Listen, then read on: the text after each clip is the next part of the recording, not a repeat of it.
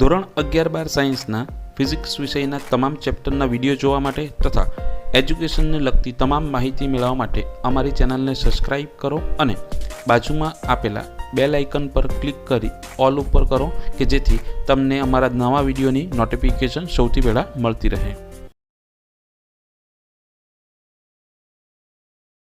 વિદ્યાર્થી મિત્રો, આજના વિડીયોમાં આપણે ગુજરાત સરકારની નવી યોજના કે જેનું નામ છે નમો લક્ષ્મી યોજના, આ યોજના વિશેની સંપૂર્ણ માહિતી મેળવશું કે આ યોજના શરૂ કરવા પાછળનો ગુજરાત સરકારનો ઉદ્દેશ્ય શું છે, કોને એનો લાભ મળશે અને એ લાભ તમે કઈ રીતે લઈ શકો છો તેના વિશેની સંપૂર્ણ માહિતી આ વિડીયોની અંદર હું તમને આપીશ। તો સૌથી પહેલાં જોઈએ કે આ યોજના શરૂ કરવા પાછળનો સરકારનો ઉદ્દેશ્ય શું છે। રાષ્ટ્રીય શિક્ષણ નીતિ 2020 મુજબ પ્રાથમિક શિક્ષણના સાર્વત્રિકરણ બાદ વિદ્યાર્થીઓ માધ્યમિક અને ઉચ્ચતર માધ્યમિક શિક્ષણ પૂર્ણ કરે તે બાબત સુનિશ્ચિત કરવાની ભલામણો કરેલ છે। પ્રાથમિક શિક્ષણમાં વિદ્યાર્થીઓના 100% નામાંકન અને સ્થાયીકરણ માટે તેમાં પણ કન્યા કેળવણી દિશામાં રાજ્ય સરકાર દ્વારા અસરકારક કામગીરી થયેલ છે। માધ્યમિક ઉચ્ચતર માધ્યમિકમાં કન્યાઓ વધુ પ્રમાણમાં પ્રવેશ મેળવી ધોરણ 12 સુધીનો અભ્યાસ પૂર્ણ કરે તે સુનિશ્ચિત કરવા શિક્ષણ વિભાગ દ્વારા અનેકવિધ પ્રયાસો હાથ ધરવામાં આવે છે। ઘણી વખત છોકરાઓને ભણાવવામાં આવે છે પરંતુ છોકરીઓને 12 ધોરણ સુધી ભણાવવામાં આવતા નથી। એની પાછળ આર્થિક પરિસ્થિતિ કારણ હોઈ શકે। એ આર્થિક પરિસ્થિતિ કોઈને ના નડે એટલા માટે સરકારે આ યોજના ચાલુ કરી છે કે જેથી દીકરીઓ 12 ધોરણ સુધી ભણી શકે। માધ્યમિક અને ઉચ્ચતર માધ્યમિક શિક્ષણની સાથે કિશોર વયની કન્યાઓના પોષણ અને આરોગ્યને વધુ સુદૃઢ બનાવવાની જરૂરિયાત જણાયેલ છે, જેથી કિશોર વયની વિદ્યાર્થીઓને શિક્ષણની સાથે સાથ પૂરતું પોષણ મળે અને તેનું સશક્તિકરણ થાય તે હેતુથી તેઓને આર્થિક સહાય આપવાનું સરકારશ્રી વિચારણા હેઠળ હતું કે જે સહાય મળે તેનાથી તે પોષણક્ષમ આહાર પણ મેળવી શકે અને તે સહાય તેને ભણવામાં પણ કામ લાગે એવો સરકારનો ઉદ્દેશ છે। પ્રસ્તુત બાબતને કાળજીપૂર્વકથી વિચારણાના અંતે રાજ્યમાં માધ્યમિક અને ઉચ્ચતર માધ્યમિકમાં અભ્યાસ કરતી વિદ્યાર્થીની માત્ર વિદ્યાર્થીની, છોકરાઓને નથી, આ યોજના માત્ર છોકરી માટે છે, આર્થિક સહાય આપવાની યોજના નીચેની શરતોને આધીન મૂકવાનું ઠરાવવામાં આવેલ છે। યોજનાનું નામ શું છે? યોજનાનું નામ છે નમો લક્ષ્મી યોજના। આગળ આપણે નમો સરસ્વતી વિદ્યા સાધના યોજના જોઈ ગયા, તે માત્ર 11-12 ધોરણ માટે હતું, 11-12 સાયન્સ માટે હતું, એ છોકરા છોકરી બંનેને મળતું હતું ને આ યોજના માત્ર દીકરીઓ માટે છે। લાભાર્થીની પાત્રતા શું છે કે રાજ્યની ગુજરાત માધ્યમિક ઉચ્ચતર માધ્યમિક શિક્ષણ બોર્ડ અને કેન્દ્રીય માધ્યમિક શિક્ષણ બોર્ડ CBSE અને GSHSEB દ્વારા માન્યતા પ્રાપ્ત શાળાઓમાં માધ્યમિક અને ઉચ્ચતર માધ્યમિકમાં અભ્યાસ કરતી વિદ્યાર્થીનીઓને નીચે મુજબની પાત્રતાના આધીન સહાય મળવા પાત્ર રહેશે। પહેલું છે કોને સહાય મળશે? રાજ્યની સરકારી અથવા અનુદાનિત પ્રાથમિક શાળામાં ધોરણ 8નો અભ્યાસ પૂર્ણ કરી ધોરણ 9માં પ્રવેશ મેળવેલો હોય કે જેમણે 8મું ધોરણ રાજ્યની સરકારી અથવા તો ગ્રાન્ટેડ શાળામાં પાસ કરી અને 9મા ધોરણમાં પ્રવેશ મેળવેલો હોય, અથવા રાજ્યની માન્ય ખાનગી પ્રાથમિક શાળામાં એટલે કે પ્રાઇવેટ સ્કૂલમાં RTE અંતર્ગત પ્રવેશ મેળવી ધોરણ 1થી 8નો અભ્યાસ પૂર્ણ કરી ધોરણ 9માં પ્રવેશ મેળવેલો હોય, અથવા ઉપરનામાંથી એક પણ ના હોય, A અને B સિવાયની જે વિદ્યાર્થીનીઓએ ધોરણ 8 પૂર્ણ કર્યા બાદ ધોરણ 9માં પ્રવેશ મેળવેલો હોય અને જેમના કુટુંબની વાર્ષિક આવક 6 લાખ કે તેથી ઓછી હોય, એટલે એવા વિદ્યાર્થીઓ કે જે 1થી 8 ધોરણ પ્રાઇવેટ સ્કૂલમાં જ ભણે છે, વિદ્યાર્થીનીઓ કે જે પ્રાઇવેટ સ્કૂલમાં ભણે છે અને 9થી 12 પણ પ્રાઇવેટ સ્કૂલમાં જ ભણે છે, તેમને પણ આ સહાય મળશે। મળવાપાત્ર સહાય કેટલી છે, કેટલી સહાય મળશે તે જોઈએ। આ યોજના હેઠળ માધ્યમિક અને ઉચ્ચતર માધ્યમિકનો અભ્યાસ પૂર્ણ કર્યાથી પાત્રતા ધરાવતા દરેક વિદ્યાર્થીઓને કુલ 50,000 રૂપિયા સુધીની સહાય નીચે મુજબ મળવા પાત્ર છે. 9 થી 12 ધોરણની વચ્ચે ટોટલ 50,000ની સહાય મળશે. કઈ રીતે? ધોરણ 9 અને 10 ના મળીને કુલ 20,000 રૂપિયા, એટલે 9માં 10,000, 10મા ધોરણમાં 10,000, એટલે ટોટલ 20 સહાય ચૂકવવામાં આવશે. આ સહાય પૈકી 9 અને 10 ધોરણમાં શૈક્ષણિક વર્ષ દરમિયાન 10 માસ માટે માસિક 500 રૂપિયા મુજબ 5,000, 9મા ધોરણમાં જૂન મહિનાથી ચાલુ કરી, જૂન અથવા જુલાઈથી ચાલુ કરી 10 મહિના સુધી 500 આપવામાં આવશે, એટલે 5,000.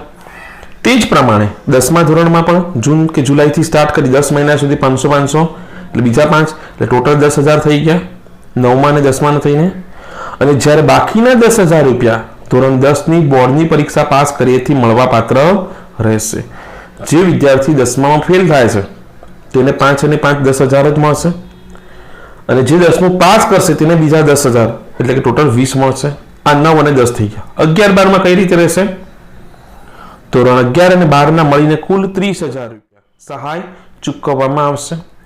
આ સહાય પૈકી 11 અને 12 ધોરણમાં શૈક્ષણિક વર્ષ દરમિયાન 10 માસ માટે માસિક 750, 9માં 10માં મહિને 500 હતા એની જગ્યાએ 750 રૂપિયા, એના પ્રમાણે 7,500 રૂપિયા 11માં અને 12માં 7,500, એટલે ટોટલ 15,000 રૂપિયા થયા. અને બાકીના 15,000 રૂપિયા ધોરણ 12ની બોર્ડની પરીક્ષા પાસ કર્યાથી મળવા પાત્ર રહેશે. આમ 10માની ધોરણની પરીક્ષા પાસ કરશો તો એક્સ્ટ્રા 10,000, 12માની પાસ કરશો તો એક્સ્ટ્રા 15,000 મળશે. કેવી રીતે રકમ ચૂકવાશે એ જોઈએ. આ યોજનાના અમલીકરણ અધિકારી તરીકે નિયામક શ્રી શાળાઓ રહેશે. નિયામક શ્રી શાળાઓ દ્વારા આ સહાય યોજનાનું સુચારુ સંચાલન માટે એક અલગ નમો લક્ષ્મી પોર્ટલ બનાવવાનું રહેશે.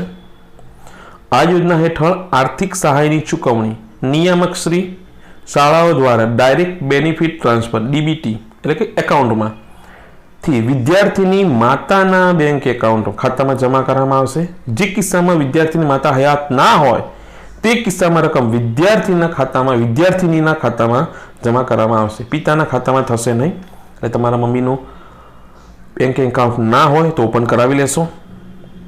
શૈક્ષણિક વર્ષ શરૂ થયેથી રાજ્યની શાળાઓએ તેમની શાળામાં ધોરણ 9 થી 12માં દાખલ થયેલ વિદ્યાર્થીઓની નોંધણી વિદ્યા સમીક્ષા કેન્દ્ર CTS પોર્ટલમાં કરવાની રહેશે.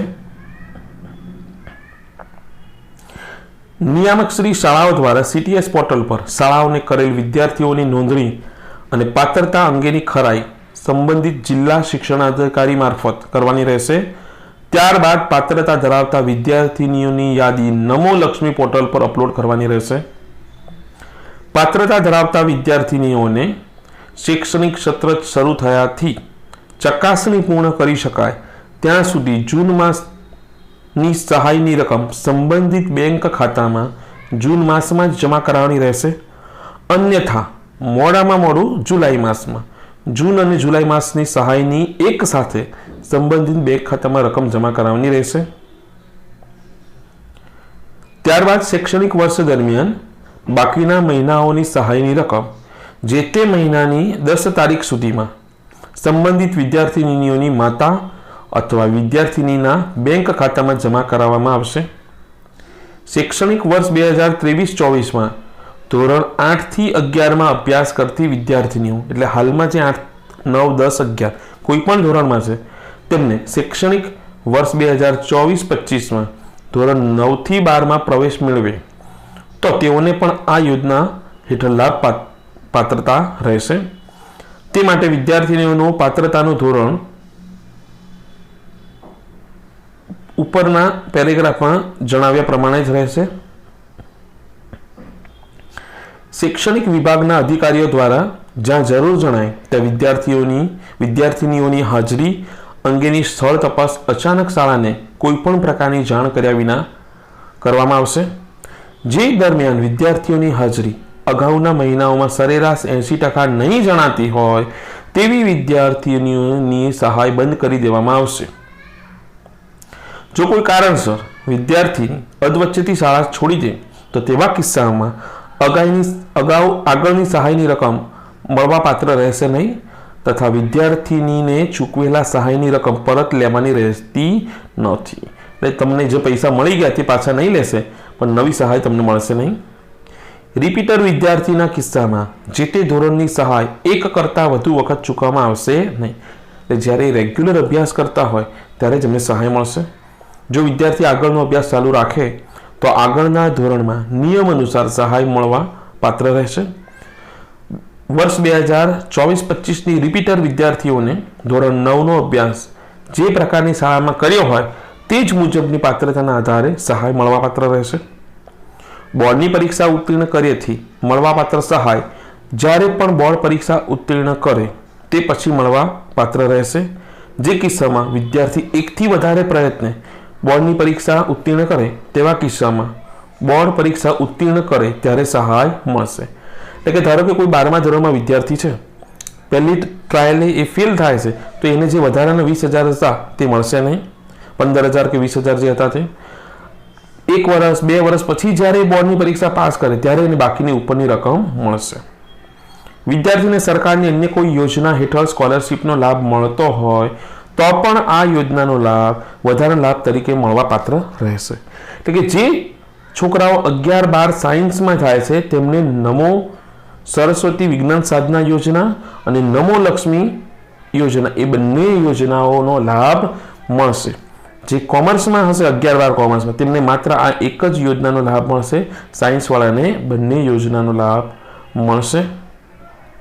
ઓકે, હવે આ યોજના માટે શું કીધું છે કે આ ઠરાવના ઉચ્ચ અમલીકરણ માટે શૈક્ષણિક વિભાગ અથવા નિયામક શ્રી શાળાઓ નિર્ણય કરી શકે અને જરૂરી અનુષાંગિક સૂચનાઓ આપી શકશે. આ યોજનાનું અમલીકરણ શૈક્ષણિક વર્ષ 2024-25થી કરવાનું રહેશે. એટલે આવતા વર્ષથી આ ચાલુ થઈ જશે. ઓકે, અન્ય કોઈ માહિતી હશે તો હું તમને વિડીયો દ્વારા જાણ કરીશ. ઓકે.